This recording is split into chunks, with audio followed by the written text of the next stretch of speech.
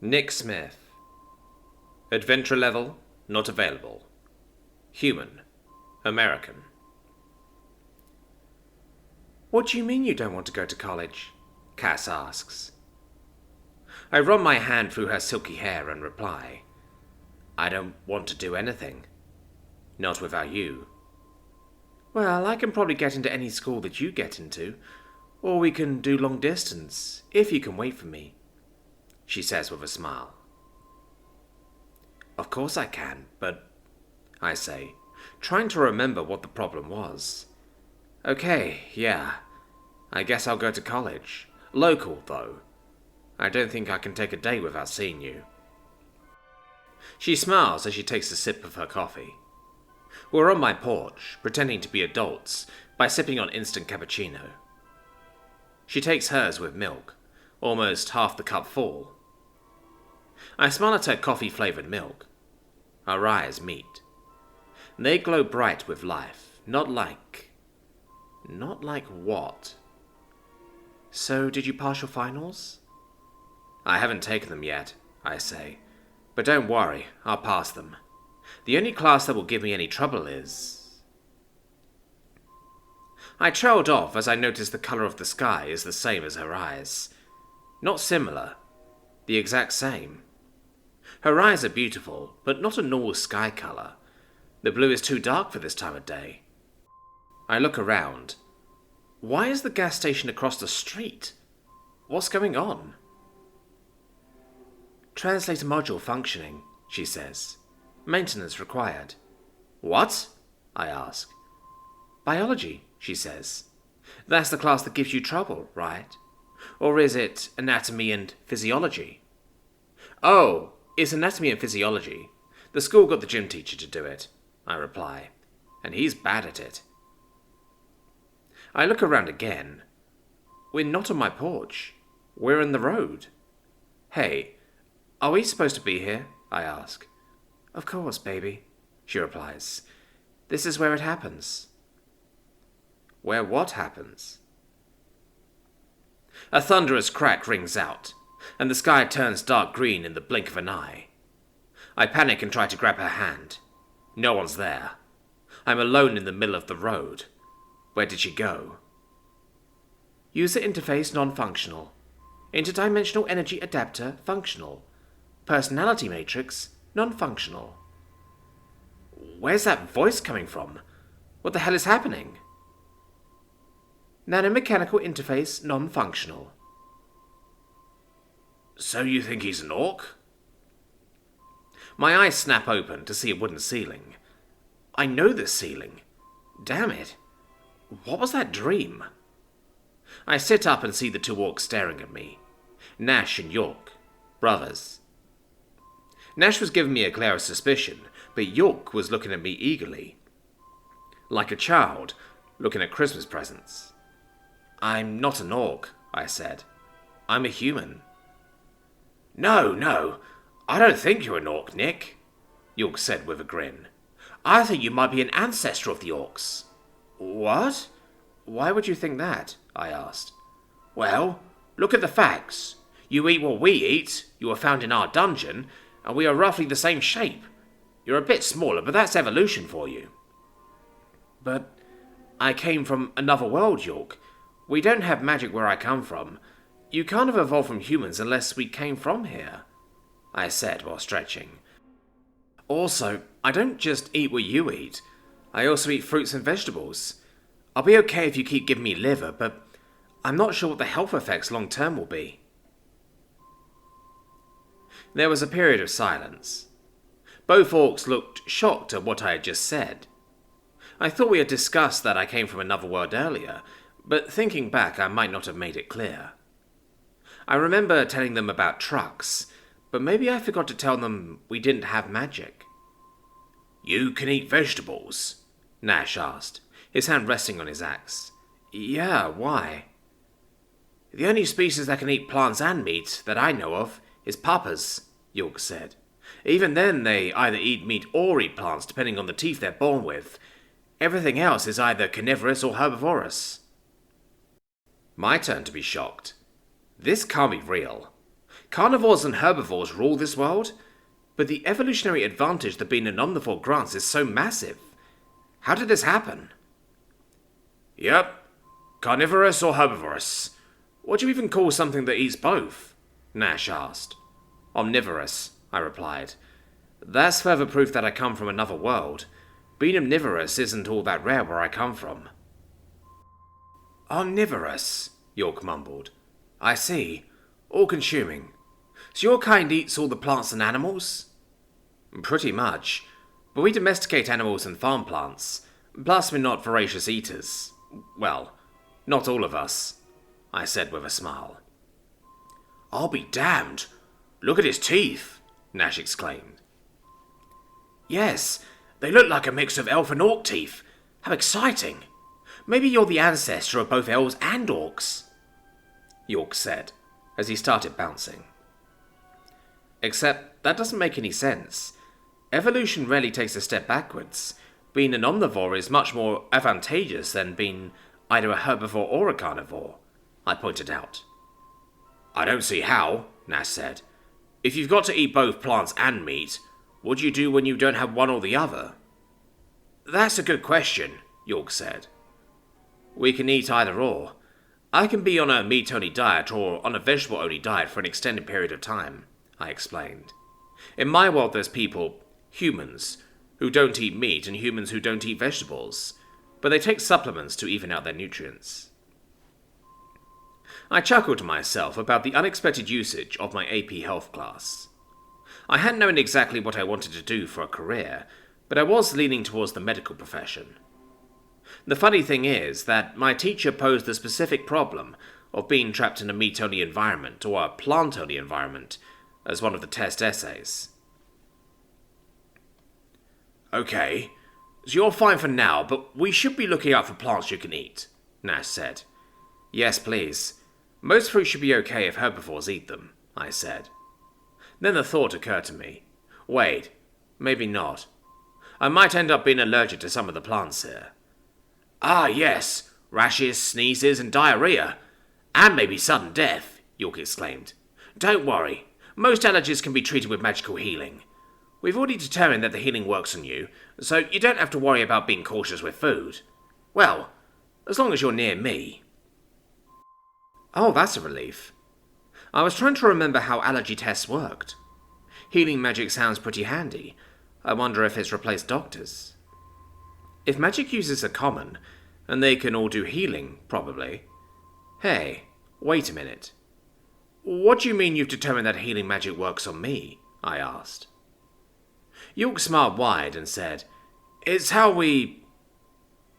Nash moved faster than I'd ever seen anyone move, and clasped a hand over York's mouth. York's eyes went wild, and for a second he looked like he was going to attack Nash, but then he calmed down and nodded. Nash released his brother and looked at me. Don't worry about it, he said. I was stunned for a moment, but then guessed that I shouldn't push it. They probably used healing magic on me at some point. As far as why they didn't want to admit it, I could only guess. I looked at my hand again. The scar there had shrank. I wasn't just imagining it. That's a bit of a relief. How common is healing magic? I asked. Not very. It requires a few different things to happen for it to work properly. First, you have to be able to use magic. Not everyone can. I don't know what it's like for other races, but only about a third of our people can use it, York explained. Next, you have to be able to conceptualize what the magic does. This means that you have to be able to somehow visualize the mending process of a wound. This grants you access to the healing spell, which you can use on anything you want. Finally, you have to have enough mana for the spell to heal the wound. If not, you'll pass out. Wait, so if I had a broken arm, you'd have to visualize my bone mending to be able to heal it? I asked. No, the spell works on anything once you gain the visualization. If you can visualize the mending process on skin, that will unlock the spell for you. Then you can use it on a broken arm or having no idea how the bone heals. There are people with large amounts of mana who can't visualize for shit, explained Nash. They have to have it happen to them before they can create a mental picture of it, So they usually end up with physical enhancement spells and find work as warriors. So, the better your imagination, the more powerful of a mage you can be? I asked. Partly, but it's mostly your knowledge of a certain subject. For instance, if you know how fire works, but don't have much imagination, you'll be able to unlock middle-tier fire spells. If you have a great imagination but a limited knowledge of fire, same thing. If you have both intimate knowledge of how fire forms and a great imagination, you will unlock the highest tier of fire magic, York said. Same with any other spell. So I probably couldn't summon a dragon then? Nash laughed and said, You could if you made it a pet and then trained it to come when you whistle, but with magic, no. People have pet dragons? I asked with a laugh. A couple of legendary heroes have been known to have dragon companions. There was a king about 300 years back who had a bunch of pet dragons. Got a breeding pair and helped raise the young dragons, had like 15 of them, Nash replied. What happened to them? It was 17, and when he died they ran amok, destroyed his kingdom, and started in on other kingdoms before they were finally defeated. About 12 of them were killed, the rest went to live in the wilderness somewhere. They're probably still alive, York answered. Still alive? I asked, with shock in my voice. Yeah, dragons don't die of old age, or at least nobody has ever seen it happen. There's a dragon that's been living with elves for over 1,200 years now, Nash said. It doesn't do much, though. It's been at least 100 years since it went to sleep. The elves might have moved in after it fell asleep and built around it, York said. No, they tamed the beast. This is known historical fact. I stayed silent as the brothers argued. Magic, dragons, elves, and orcs. I had definitely been transported to a fantasy realm. How? That's anyone's guess. Several feelings rushed through me at once. Excitement that I was in a magical new place to explore. Sadness of being away from Cass. Shame of my excitement. Setting those aside, I still had many questions. The most burning one, though. Do you think I could learn magic? I asked, interrupting the argument. Silence echoed through the room.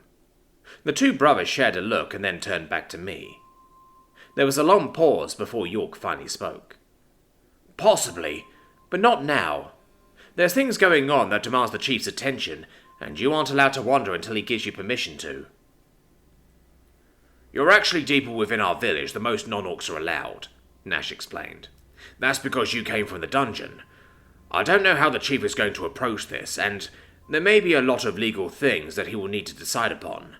For instance, you were in the dungeon since before we orcs claimed it, which means you might have a legal claim to the dungeon.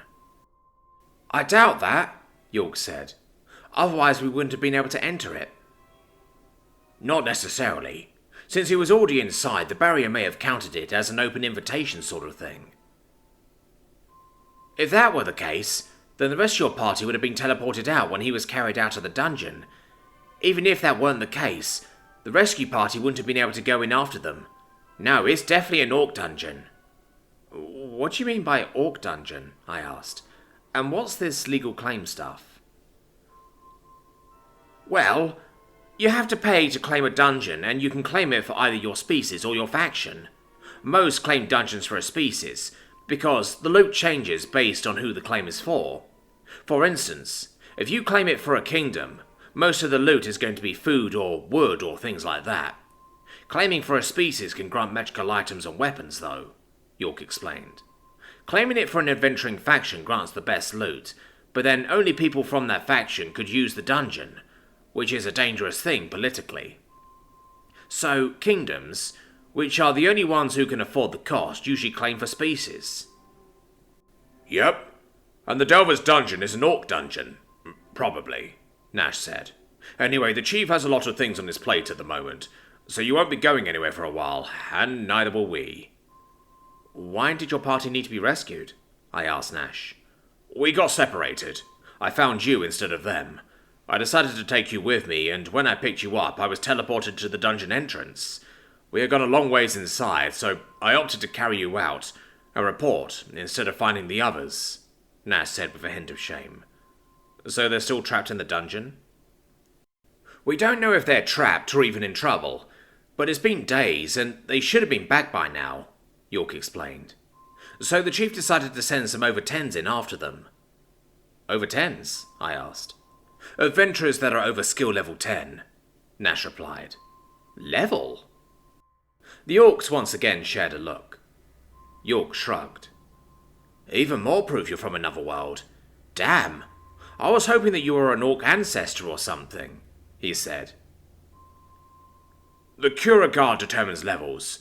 When you register as an adventurer through a church, guild, or governmental organization, a link is formed between you and the Cura Guard. The Cura Guard assesses your skills, spells, and strengths, and assigns you a level that is shared with all participating organizations. This level determines what kind of jobs you can accept, and gives you an idea of where you stack up against other adventurers, Nash explained. Does the Cura Guard give you skills or anything? I asked. No, York said. You get skills and strength through training and practical application. You get spells through study and practice. The Cura Guard just keeps track.